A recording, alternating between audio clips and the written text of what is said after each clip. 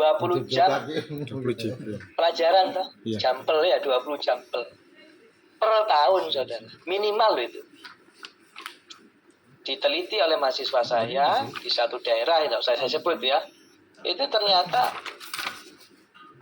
hanya separuh, mungkin kurang dari separuh seluruh ASN yang ada di daerah tersebut yang ditelitinya yang pernah mendapat pelatihan atau pengembangan kompetensi, istilahnya pengembangan kompetensi yang wajib disediakan negara, ya, itu ada dalam undang-undang 20 jampel per tahun. Yang pertama, yang kedua terkait dengan proses penyelenggaraan diklat tersebut. Nah, itu semestinya menjadi pedoman kita semua. Itu adalah kebijakan dari LAN ya. LAN sudah memberikan batas-batas siapa penyelenggaranya dan seterusnya ya. Karena dihadapkan pada persoalan anggaran ya, padahal itu masa itu belum ada masa efisiensi ya. Itu hanya separuh. Akhirnya apa? Sabar. Pak SDM yang tidak atau belum pernah mendapat pelatihan ya tentu saja belum memperoleh haknya. Dan ini bisa dikatakan sebagai penghambat peningkatan kompetensi mereka. Gitu.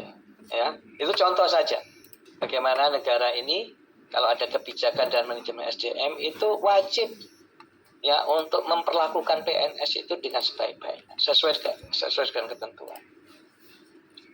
Ya, yang dalam slide tadi ya. Itu.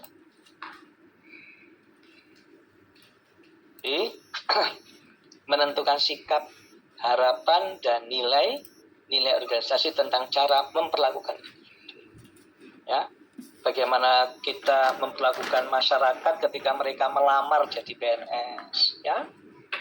Jangan dia sudah memenuhi syarat dan cocok jadi PNS tapi justru tolak karena ada KKN gitu ya. Sistem meritnya tidak jalan. Itu bagaimana memperlakukan warga negara kita, nggak ada kesempatan untuk menjadi PNS padahal dia punya hak ya.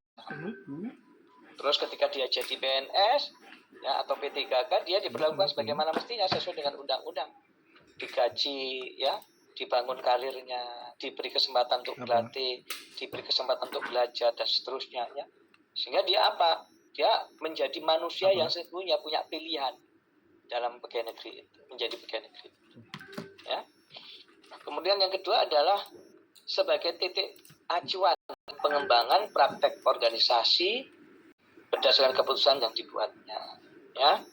Jadi kalau misalnya dalam konteks bagaimanakah 50% itu belum mendapat pelatihan yang sebagaimana kewajiban pemerintah menjadikan pelatihan bagi PNS, maka dikembangkan kebijakan terbaru ya, yang tentu saja harus disetujui oleh pembina kepegawaian pada levelnya masing-masing. Kemudian menghasilkan perlakuan atau treatment yang sama atau adil bagi individu. Ya, yang terkini itu adalah pendekatan DEI, ya, diversity, equality dan inclusiveness. Itu menjadi pegangan kita bersama-sama untuk menegakkan sistem merit. Siapapun itu bisa menjadi PNS. Dan itu berhak mendapatkan gaji, pembinaan dan seterusnya ya, dengan prinsip diversity. Dari manapun dia berasal, siapapun dia ya, itu kalau punya kemampuan yang sesuai persyaratan, dia wajib diterima. Dia berhak untuk diterima. Ya. Equality itu persamaan perlakuan. Tidak ada diskriminasi ya, dan inclusiveness itu terbuka. Bahwa sistem kita terbuka bagi siapa saja untuk turut serta dalam membangun satu wilayah. Ya, dan itu artinya menjadi satu warna dari sistem merit. Tidak ada sistem merit kalau tidak ada DEI. Nah, itu yang ditegaskan para. Jadi kalau kita misalnya sistem merit itu diartikan sebagai satu sistem yang berbasis pada prestasi. Nah, prestasi itu nanti wujudnya apa? Yang DEI ya. Coba Anda akses di sini ya. Kemudian definisinya. Apa yang dapat kita artikulasikan dari konsep MSDM, kebijakan dan manajemen SDM, sebagai konstruksi teoritis dan praktis dalam hubungan manusia untuk mencapai SDM. Jadi ada harmonisasi antar semua pihak dalam organisasi. Ya. Dan yang kedua, kebijakan dan manajemen SDM merupakan referensi teoritis dan praktis yang dirancang untuk mencapai tujuan organisasi, berguna atau beroperasi atau bermanfaat ya sebagai panduan dalam berpikir dan bertindak untuk mengelola SDM. Ya. Jadi apapun kebijakannya dan apapun tata kelolanya yang terdiri dari sistem tadi ya, mulai dari filosofi sampai program, itu menjadi pegangan kita untuk melakukan tata kelola SDM yang terbaik ya dalam organisasi. Elemen-elemen kuncinya untuk kebijakan SDM itu mengacu pada sejumlah fungsi yang saya sebutkan tadi ya. Jadi ya, misalnya ada yang disebut sebagai equal employment opportunities. Ya, jadi ada kebijakan EEO, Equal of Employment Opportunity. Kita terbuka peluang bagi siapa saja untuk itu. Maka ada cara-cara tertentu bagaimanakah kita bisa mengatasinya dengan undang-undang ya atau ketentuan yang menghukum bagi pihak-pihak yang sifatnya diskriminatif. Lalu ada recruiting, selection and hiring, ada termination and offboarding dan seterusnya, tidak usah saya bacakan satu persatu ya. Ini adalah bagaimana kebijakan SDM dapat dikembangkan untuk mengatasi masalah yang terjadi pada saat-saat di mana seorang individu butuh pada waktunya. Misalnya ya, bagaimana kita punya kebijakan aging management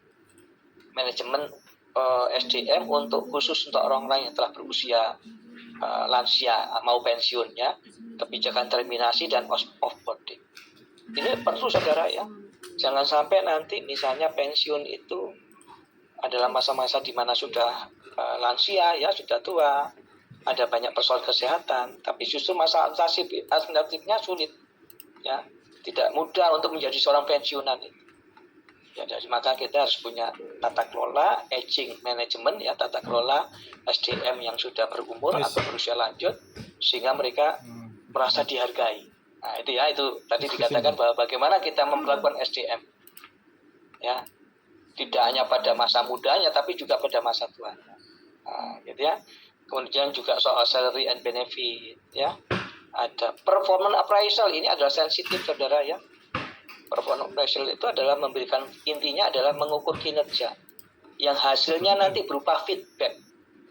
Ya, apakah feedback itu membicarakan tentang equality antara performance standar dan performance aktual, ya, ataukah lebih besar performance standarnya ataukah lebih besar dari performance aktualnya.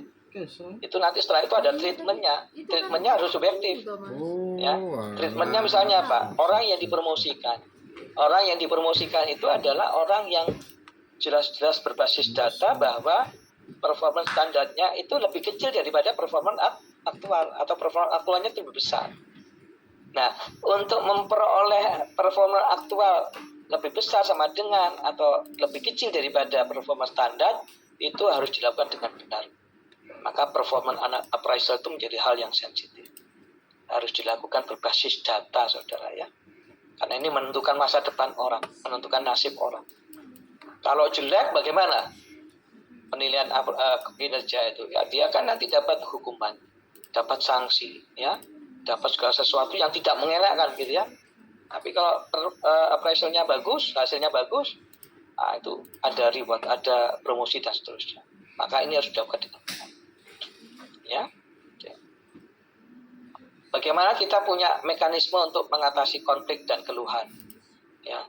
Konflik of interest itu adalah sesuatu yang mesti terjadi di semua organisasi ya. Dan organisasi harus punya cara mengatasi konflik ini. Jadi kita tidak bisa mengingkari adanya konflik ya. Selalu ada dalam organisasi, tapi organisasi memiliki satu cara yang tersendiri, yang khas ya, untuk mengalami konflik organisasi. Juga grievances, keluhan yang bagaimanakah organisasi punya mekanisme, semua orang dalam organisasi kita itu punya mekanisme, tahu mekanisme, tahu caranya mengatasi keluhan. Misalnya ketidakpuasan terhadap kebijakan organisasi ya, ketidakpuasan dengan cara-cara pimpinan mengatasi bawahannya dan seterusnya. Itu ada hal-hal yang perlu Nah, ini menjadi satu persoalan ya, saudara-saudara ya. Saya pernah, ini mohon maaf ya, saya menceritakan pengalaman saya sebagai seorang konsultan SDM.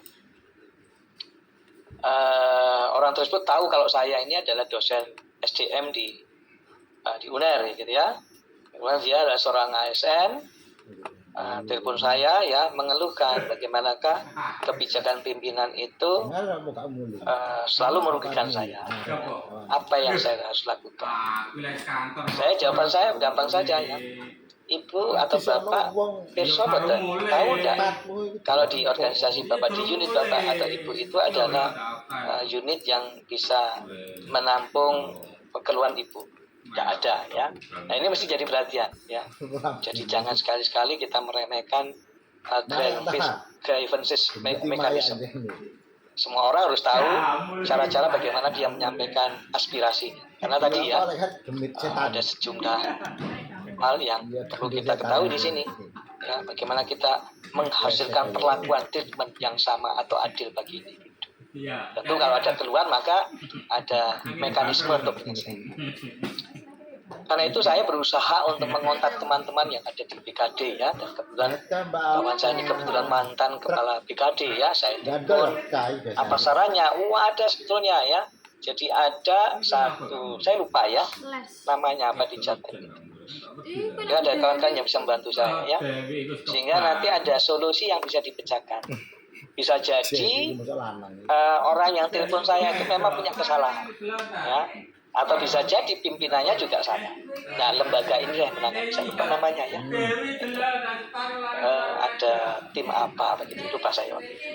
Dan alhamdulillah itu terpecahkan. Nah, ini makanya ya, ada mekanisme yang pegawai itu harus tahu kalau dia mengeluh itu disampaikan ke siapa.